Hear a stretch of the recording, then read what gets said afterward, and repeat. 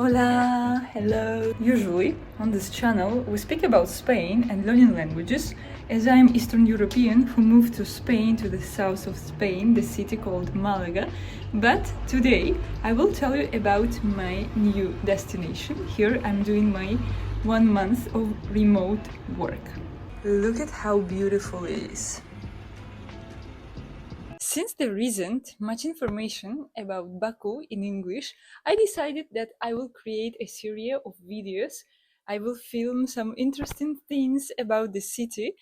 And the important thing, it's not my first time here because 7 years ago, I already visited Baku and I was doing my volunteering project here. And after that, I came back to Baku. So in total, I spent 3 months in Baku. So let's start with 10 surprising things about Baku.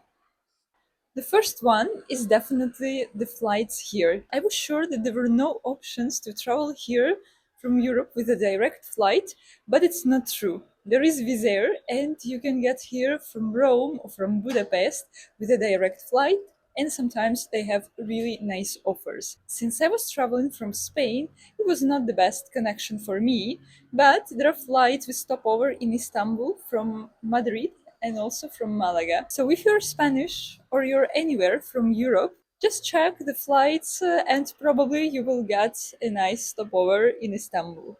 In the end, I got a really good offer by Pegasus Airlines.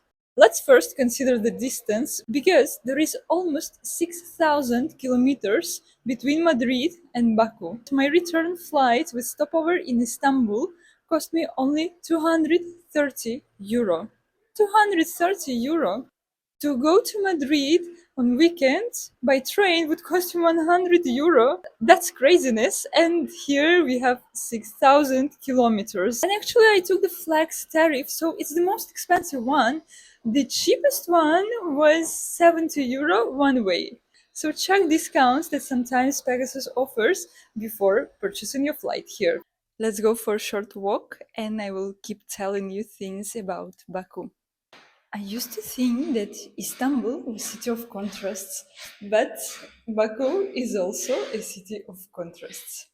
For example, it's about something really new, some skyscrapers and really old buildings, houses that are already almost destroyed. I used to think that Istanbul was a city of the contrasts, but now I think it's Baku.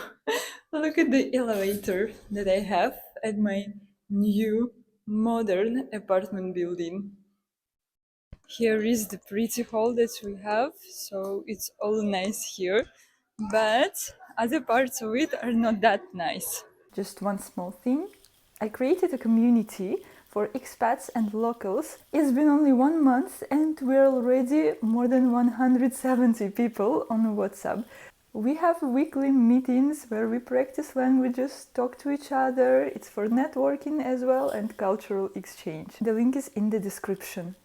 The next point will be the construction. There are many construction sites here in Baku and the city is developing really fast. I can see this construction going on and it's very common to hear the noise of the construction and it's very common to have it as a view. So be careful once choosing your accommodation here. Also, I will show you one nice coffee shop next to my apartment here. This coffee shop is really nice and stylish and I love it so much. And the Spanish coffee, cortado, is even better than in Spain. I'm sorry guys, but it's better. The only thing is that once you are here, you can see this construction view and nothing else. That's why I would rather go somewhere where there is no construction and have a specialty coffee there.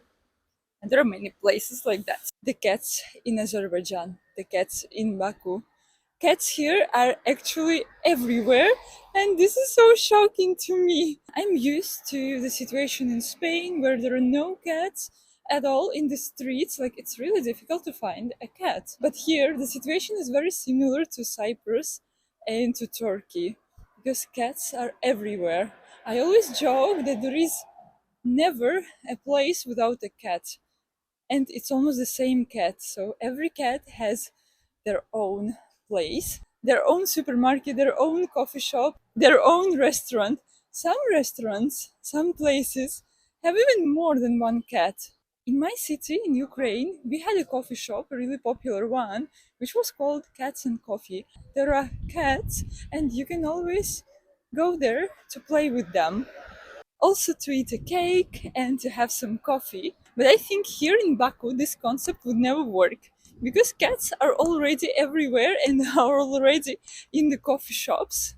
When I held an international exchange, we had our special participant, which was a cat, and it's super cute. Next point is there is everything in one city. I can believe they're just now having a performance there.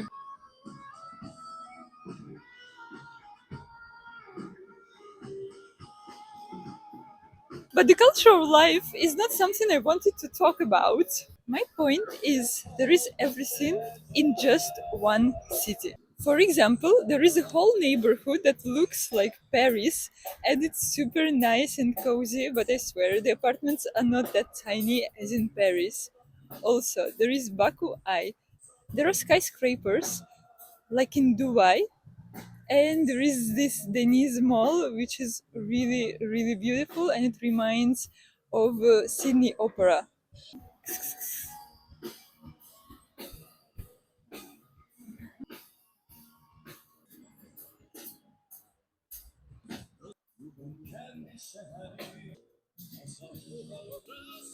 Also, there is an old city with its own charm. So basically, there is everything in Baku, and nobody still knows about this city. I don't understand why there are so few tourists here. I think you should share this video with everybody so more people know about this destination. My next point is the apartment and accommodation prices. Well, the first shocking thing that I found is a hostel which would only cost you €3. You can get a hostel per night for €3 only. You can rent an apartment and pay only €15 a night. If you need a hotel, it would be a bit more expensive, like 20 €25 at least. And one of the luxurious hotels here, really famous one, it's located in the skyscrapers called Flame Towers. You would pay only €210 per night there. But the same money in Spain, for example, in Malaga, you would pay for an average hotel in the center. Here you get one of the best ones. What about long term accommodation? If you want to rent an apartment, the prices start at 500, 600 AZN. If you want something more stylish and new, for example, these apartment buildings where I'm renting now, you would pay 1000 AZN, more or less. It's very affordable if you're coming from abroad, but if you're local, it's not that affordable. It's not affordable at all. And if you are willing to pay 14 or 16 hundreds for an apartment, you would probably get a mansion. Now, I mean, it will be gigantic. It will be good area, nice renovation, probably 3 bedrooms or at least 100 square meters and more. I saw these castles, trust me. Next point is the winds. Baku is famous because of its winds. The winter one, which is a bit cold, chilly, I'd say. Even though the winter is not a real winter here, it's a southern winter, it seems colder than it is.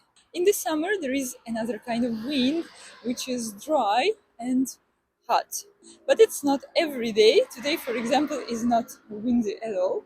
It's a really, really nice and sunny day. My next point is not positive at all. It's a bit negative, but you need to be prepared just in case. Here in Baku, the traffic situation is complicated.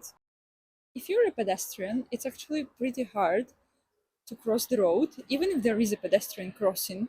So then you need to look for this kind of crossings, the underground pedestrian crossings. But the issue is that sometimes they don't exist at all, at least 5 lanes, and you cannot cross this road and you cannot figure out how to do that. By the way, there are issues with cars as well, because here there is quite a lot of traffic because of the amount of cars. By the way, you can see the flame towers, at least two of them. Next point is the diversity, the variety of concepts, restaurants, coffee shops, and everything you could imagine. They have places for digital nomads. Everywhere there is internet, the food is just delicious.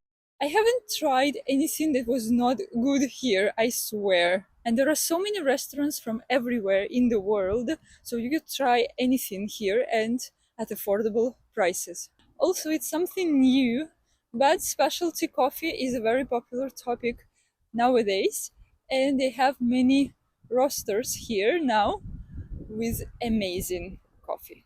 But one thing I don't understand about Baku is why some things are so expensive and other things are so cheap. I already told you that the city is quite affordable. For example, you could get kutab, which is a popular street food here, for less than 1 AZN. Or you could eat a doner, which is super popular as well, and the price would be 2 or 3 AZN. But a cup of specialty coffee, for example, Americano, would cost you around 5 or 6 AZN, which is too much for a coffee, as for me. If you want something like cappuccino or latte or anything else, they even created cheesecake cappuccino. So you're drinking cappuccino, but it tastes like cheesecake. These people are so creative. Something like this would cost you 9 or 10, and the dessert would also cost you 9, 10, 11 AZN. I saw the most expensive dessert here, which was 18 AZN, and it was pistachio and dragon fruit cheesecake.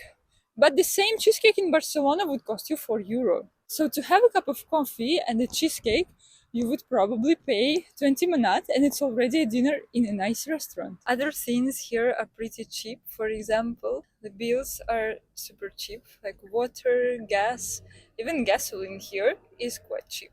Probably that's one of the reasons why there are many cars everywhere. In the next video, I will tell you why it is an amazing place for expats, for immigrants, and also for digital nomads, and why it is so much better than Dubai.